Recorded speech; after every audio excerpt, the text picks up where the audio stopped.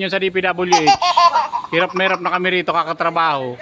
Tapos kayo dyan, putang ina, paupo-upo, nagkakapira.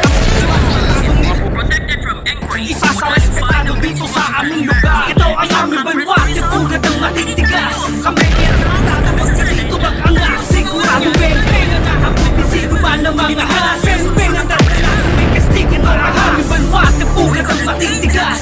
Kami iratatawas wag ka dito mag-angas. Sigurado beng-beng ang naabuti sino ba ng mga halas. Beng-beng ang dadalas, may kastigin mga halas. Paglabas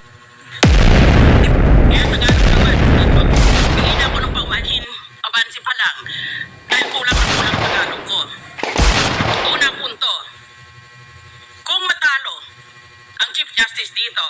Di ang ibig sabihin pala, ang mga nananalo ay mga honest na tao. Dahil kinundina nila dahil corrupt yung taong yun.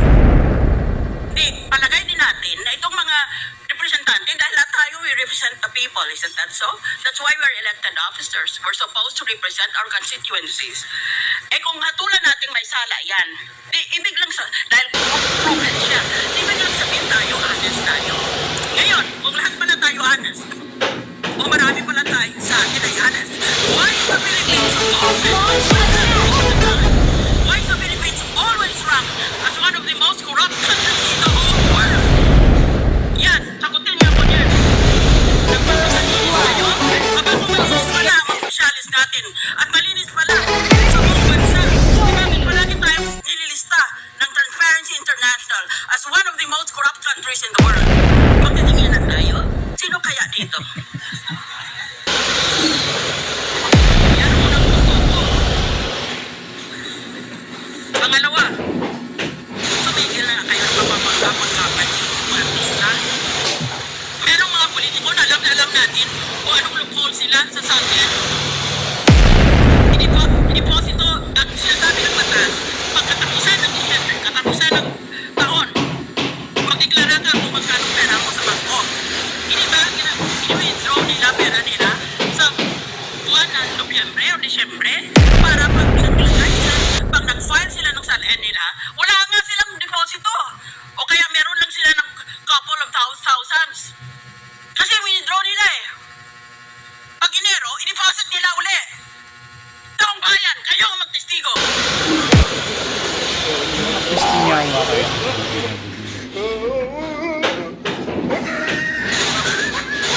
Mga engineer pa naman. Sinisira niyo yung kahit kayong priority kasi structural, halos structural yung ginagawa niyo. Hindi naman inaayos. Puro kayo pangungurakot. Ano kaya kung ipasok niyo naman dyan sa DPW kung architect? Tingnan naman natin kung ano yung Yan! Bakit hindi natin nabulin yung ganon? Pangalawa, palusot. O pangalawa, na ginagawa nila na loophole sa SALN. Lahat ng pag-ari nila, real estate, bank accounts, iba pang pag-ari, lalagay sa ibang pangalan. Yan is very, very widespread. sa aming baluarte, ilalang mapakit muli galit sa salbahe. 1% to 3.5%. Isa sa respetado dito sa aming lugar. Ito ang aming baluarte, pugat ng matitigas. Kami respetado pagka dito lang angas. Sigurado Testing and quality construction project management aming baluarte, pugat ng matitigas. Kami respetado pagka dito lang angas. Sigurado beng-beng ang aabuti sino man ang mga halas. Beng-beng ang nananas. pesos.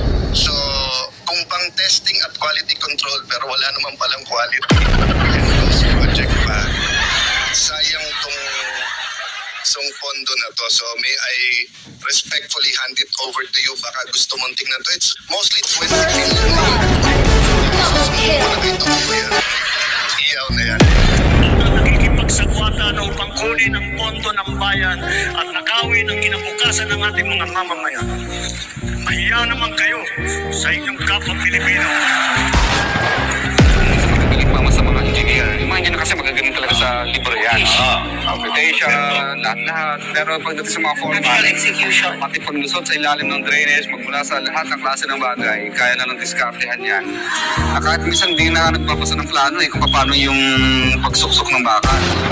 So, papasahin na nila sa yung plano, alam na nila i-implement yung bagay na yun. So, doon ako natuto. Speaking of ubos na pera,